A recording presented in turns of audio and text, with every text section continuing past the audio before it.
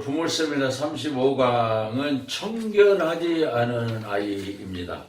청결하지가 않다. 조금 주변을 정리하지 못하고 자기 자신을 깨끗하게 말수하게 보이지 못한다는 것인데요. 자, 청결하지 않은 아동이 있다. 자신의 모습이 더러워도 태어난 아동이다.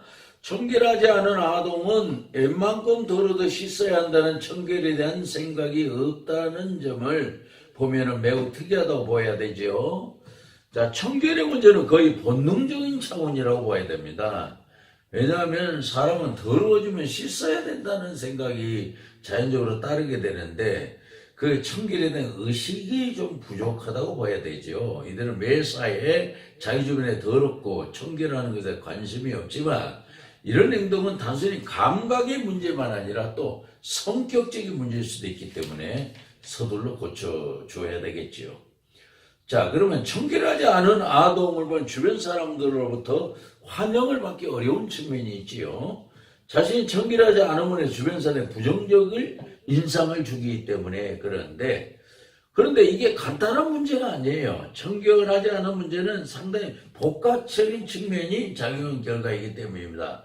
아동의 발달 과정에 드러나는 감각적인 문제, 심리적인 문제, 성격적인 문제, 그리고 사회성의 반응 등 여러 가지 문제가 노출되고 있기 때문에 그렇습니다. 그러면 이렇게 청결하지 않은 아동에 대해서 우리가 한 세 가지로만 그 특징을 짚으라면 먼저는 감각이 좀 둔한 아동이다. 이렇게 볼 수 있겠습니다.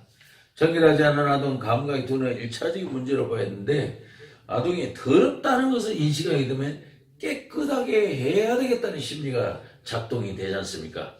물론 이제 청결한 기준점에 따라서는 1차적인 차원, 2차적인 차원이 있기는 합니다.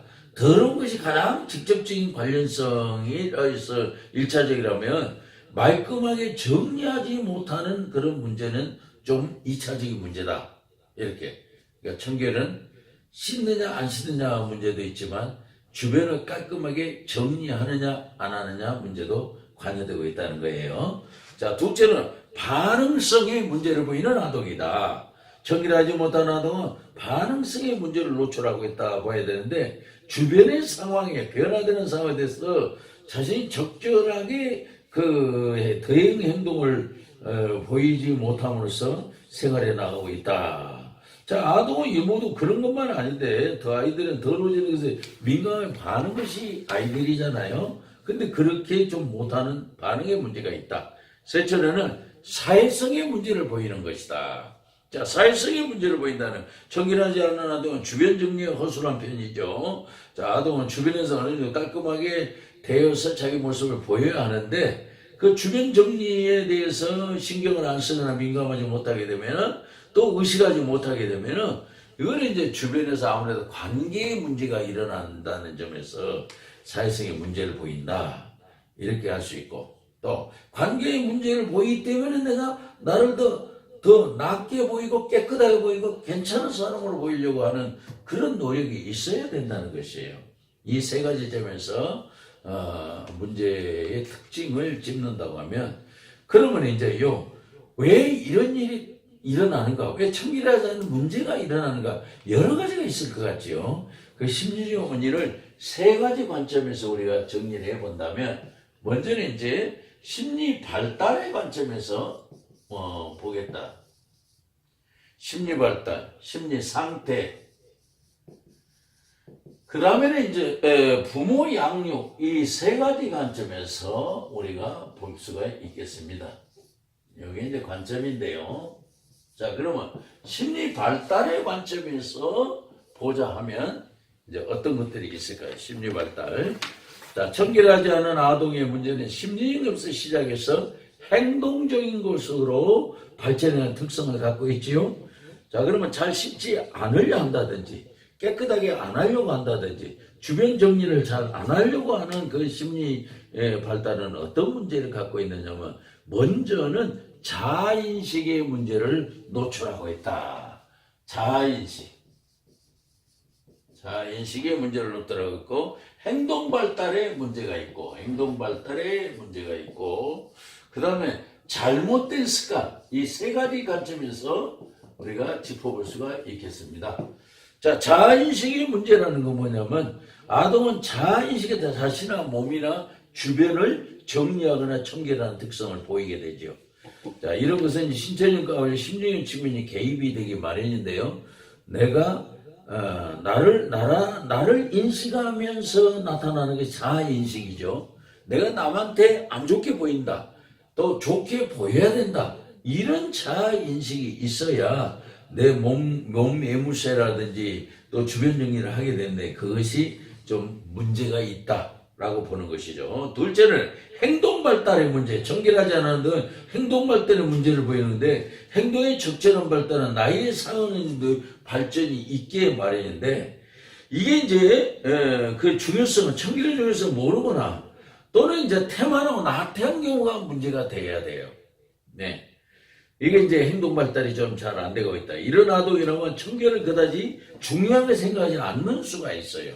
요게 이제 행동 발달의 문제라고 볼 수 있는 점입니다. 그 다음에 세 번째는 이제 잘못된 습관의 문제. 잘못된 습관은 자, 어려서부터 모든 건 습관이 됩니다. 우리가 습관이라는 두세 번만 반복하면 습관이 되죠.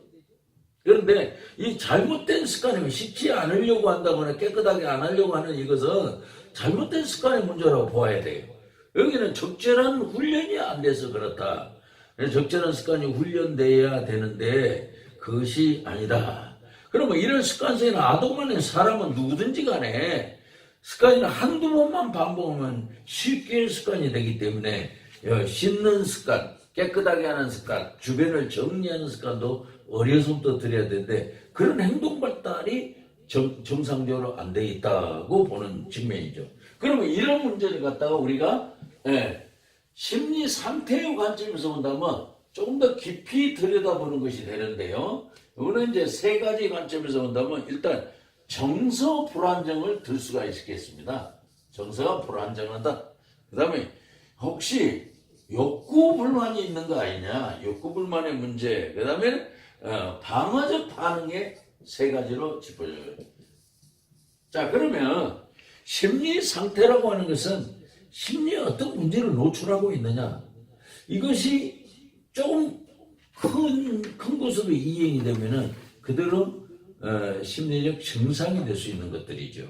자, 정서가 불안정하다면 아동의 욕구 불만은 정서 불안정의 모습을 보이는 것인데 병리적 증상에서 이해되죠.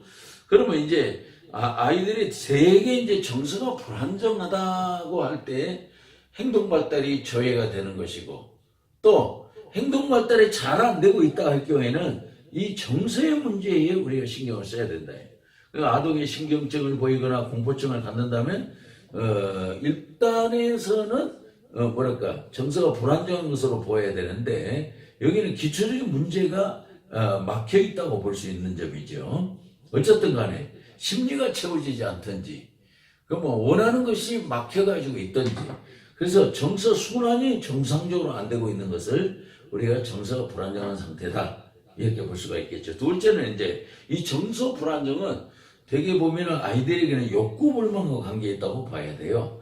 청결하지 않은 아이가 혹시 어떤 욕구 불만이 있을까 할 때 이게 욕구 불만이 되면은 아동이 긍정적인 생각이 작용이 어려워지게 됩니다. 욕구 불만은 행동력을 약화시키는 결과를 초래하기 때문입니다. 자, 아동은 정상적으로 움직여야 하는 상황인데도 그렇게 행동하지 못한 경우에 이제 욕구 불만을 생각하게 되는 것이죠. 자, 그럼 아동이 욕구 불만이 사실상 어떨때요? 정상적으로 행동해야 되는 걸 거부하게 되고 거절하게 되고 심지어는 더 나가서 반항을 하게 되는 수가 있습니다. 아주 고약한 경우가 반항하는 경우라고 될 수 있겠지요. 그런가 하면 이제 아이들이 이제 심리 상태가 긍정적이지 않고 좀 조추맞던 가운데 있다 보면은 심리에서 방어적 반응이 많이 일어나게 돼요. 옳은 것도 받아들여서 이해하고 부모의 말을 순수히 따르고 선생님 말씀을 따르고 해야 되는데 내 마음에서 거부와 거절이 일어나게 돼요. 안 하고 싶은 거예요. 이게 방어적 반응이라고 하는 것입니다.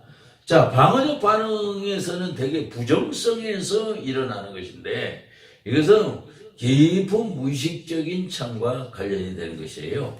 그래서 내가 방어적 반응을 보일 때는